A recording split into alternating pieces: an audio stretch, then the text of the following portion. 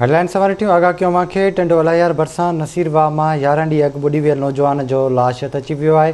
अव्हांखे ॿुधाईंदा हलूं त नौजवान अली शाह जो लाश नंदो मोरी वटां हथायो आहे। लाश जी सुञाणप फोतीअ जे भाउ शहज़ोर शाह कई आहे।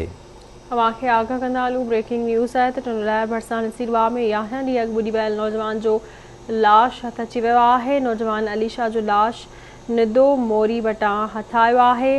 लाश जी सुञाणप फौती जे भाउ शहरोज़ शाह कई आहे। अहम ख़बर आहे अव्हांखे टंडोलायर मां अपडेट कंदा हलूं। नसीरवाह में 11 ॾींहं अॻु ॿुॾी वियल नौजवान जो लाश हथ अची वियो आहे। नाज़रीन अव्हांखे आगाह कंदा हलूं टंडोलायार भरिसां नसीरवाह में 11 ॾींहं अॻु ॿुॾी वियल नौजवान जो लाश हथ अची वियो आहे। तफ़सील मालूम कंदासीं टंडोलायार मां गुलाम रसूल खां। गुलाम रसूल, छा तफ़सील आहिनि? जी बिल्कुल, टंडोलायार नसीरवाह में 11 ॾींहं अॻु ॿुॾी वियल नौजवान जो लाश हथ अची वियो आहे। नसीरवाह में ॿुॾी वियल टंडोलायार शहर जे पीर कॉलोनी रहवासी 19 साल नौजवान अली शाह शाहनवाज़ शाह जो लाश टंडोलायार वेझो नंदू मोरी वटि हथायो आहे। त ॿुधायो त नसीरवाह जी नंदू मोरी ते सेक्शन पुलिस सां गॾु नौजवान जा वारस वॾे अॻु में पहुतल आहिनि।